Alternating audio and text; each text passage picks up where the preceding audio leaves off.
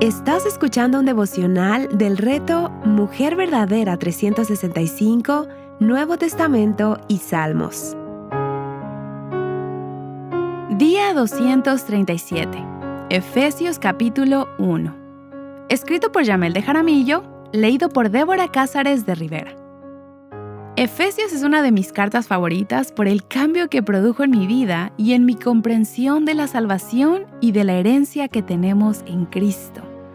Me recuerda que, aunque estaba muerta en mis delitos y pecados, por la pura gracia y misericordia de Dios, he recibido vida en Él y por medio de Él. La carta a los Efesios es una de las cartas de la prisión de Pablo, escrita durante su encarcelamiento en Roma, probablemente alrededor de los años 60-62 después de Cristo. Junto con Colosenses y Filemón, comparte varios temas, como la supremacía de Cristo y la grandeza de su obra redentora. D.A. Carson menciona que es muy probable que estas tres cartas fueran escritas y enviadas juntas, ya que Tíquico y Onésimo, mencionados en Colosenses y Filemón, fueron sus portadores. A diferencia de Colosenses, Efesios no responde a un problema específico dentro de una iglesia en particular. Su contenido tiene un carácter más general, lo que ha llevado a muchos estudiosos a concluir que probablemente fue una carta circular destinada a varias iglesias de la provincia de Asia Menor.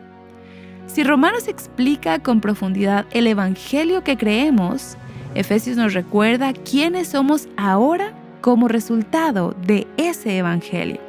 Es una carta que constantemente levanta nuestra mirada hacia Cristo y nos muestra que todo lo que somos y todo lo que tenemos proviene de nuestra unión con Él. A lo largo de sus 6 capítulos veremos que nuestra identidad, nuestra unidad como iglesia y nuestra manera de vivir encuentran su fundamento únicamente en Cristo. Pablo inicia saludando e identificándose como apóstol de Jesucristo por la voluntad de Dios. Su saludo característico de gracia y paz nos recuerda la obra de Dios a nuestro favor. La gracia por medio de la cual recibimos la salvación y la paz que disfruta todo aquel que ha sido reconciliado con Él. Este capítulo es uno de esos pasajes a los que necesitamos volver una y otra vez. Si alguna vez la duda quiere sembrar incertidumbre en tu corazón respecto a tu salvación o al amor de Dios por ti, Efesios capítulo 1 es un lugar seguro donde descansar. Pablo no dirige nuestra mirada hacia lo que hemos hecho por Dios, sino hacia todo lo que Dios hizo por nosotras antes siquiera de que existiéramos.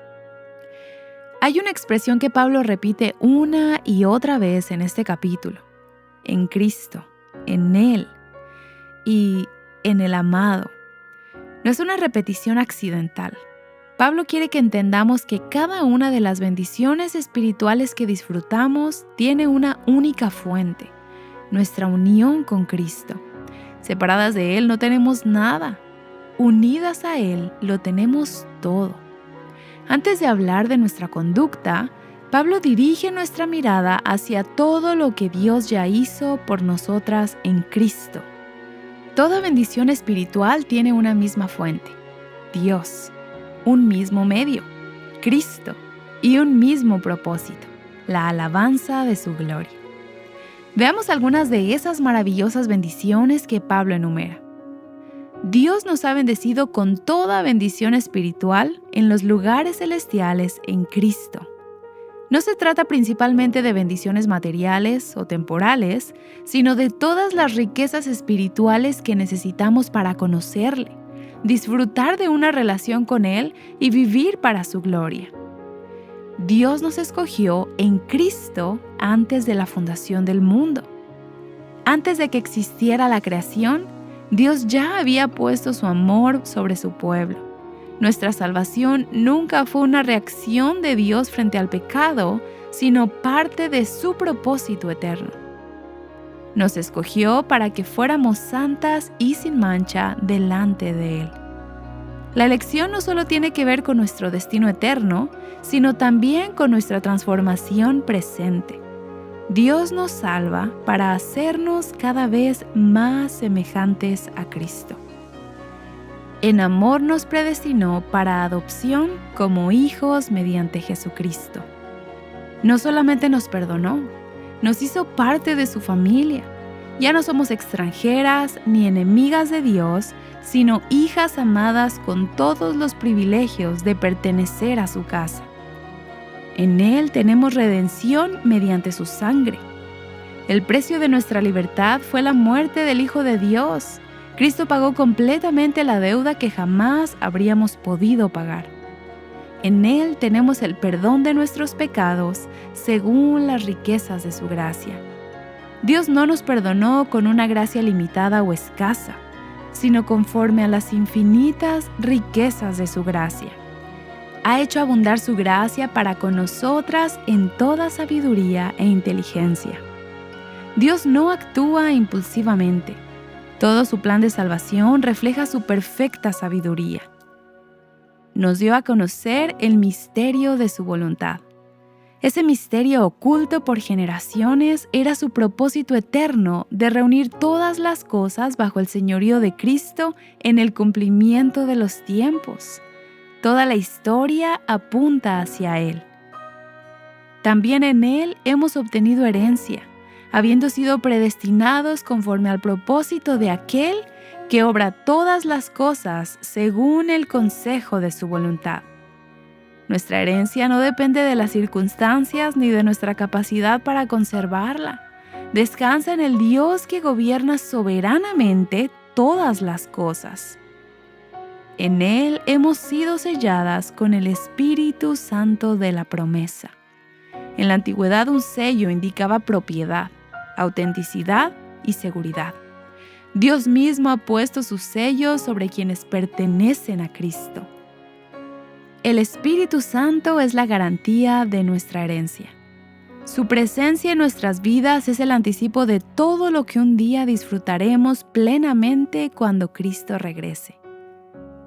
Es increíble observar cómo en estos versículos participa toda la Trinidad en nuestra salvación. El Padre nos escogió y predestinó conforme a su propósito eterno. El Hijo obtuvo nuestra redención por medio de su sangre y el Espíritu Santo nos selló como garantía de la herencia que un día recibiremos plenamente. La salvación es una obra completamente de Dios desde el principio hasta el fin.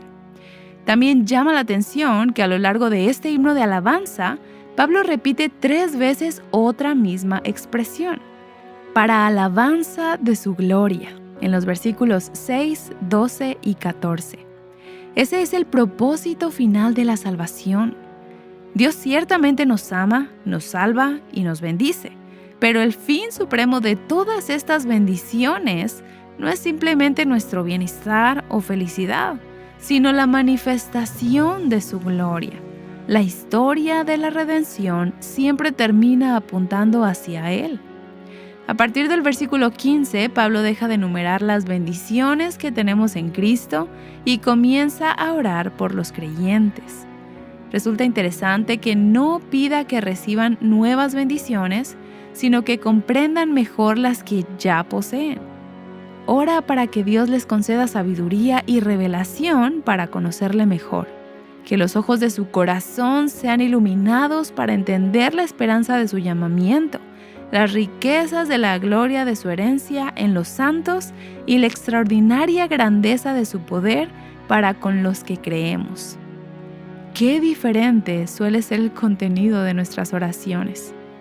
Muchas veces nuestras peticiones giran alrededor de que Dios cambie nuestras circunstancias, mientras que Pablo ora para que conozcamos más profundamente a Dios. Él sabe que mientras mayor sea nuestro conocimiento del Señor, mayor será nuestra confianza, nuestra obediencia y nuestro gozo. Pablo termina el capítulo recordándonos cuál es ese poder que obra en nosotros. El mismo poder que resucitó a Cristo de entre los muertos. El mismo poder que lo sentó a la diestra del Padre y lo exaltó sobre todo principado, autoridad, poder y dominio, no solo en este siglo, sino también en el venidero. Dios sometió todas las cosas bajo sus pies y lo dio por cabeza sobre todas las cosas a la iglesia. Cristo no es solo nuestro Salvador, también es el Rey soberano sobre toda la creación y la cabeza de su iglesia. Nada escapa a su autoridad.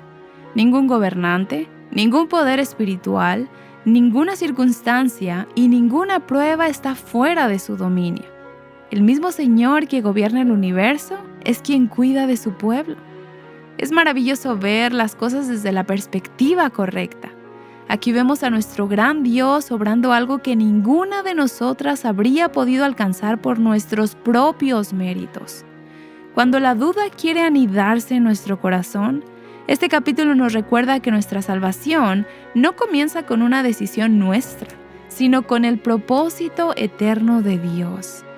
Con demasiada facilidad dejamos que nuestra identidad sea definida por nuestros fracasos, nuestras emociones o incluso nuestros logros. Pablo, sin embargo, nos lleva una y otra vez a mirar a Cristo. En Él somos escogidas, adoptadas, perdonadas, redimidas, herederas y selladas con el Espíritu Santo. Nuestra identidad no descansa en lo que sentimos acerca de nosotras mismas, sino en lo que Dios ha declarado que somos en su Hijo. Después de leer Efesios capítulo 1, entiendo por qué Pablo comienza adorando antes de enseñar. No hay otra respuesta posible cuando contemplamos una gracia tan grande. Nuestra salvación fue planeada por el Padre desde antes de la fundación del mundo, comprada por la sangre del Hijo y asegurada por el sello del Espíritu Santo. Desde el principio hasta el fin, la salvación pertenece al Señor. Que este capítulo nos lleve a descansar más en la gracia de Dios que en nuestro desempeño, a confiar más en sus promesas que en nuestras emociones y sobre todo a vivir para aquello que Pablo repite una y otra vez, para alabanza de la gloria de Dios. Explora más recursos que te guíen a Cristo y su palabra en avivanuestroscorazones.com.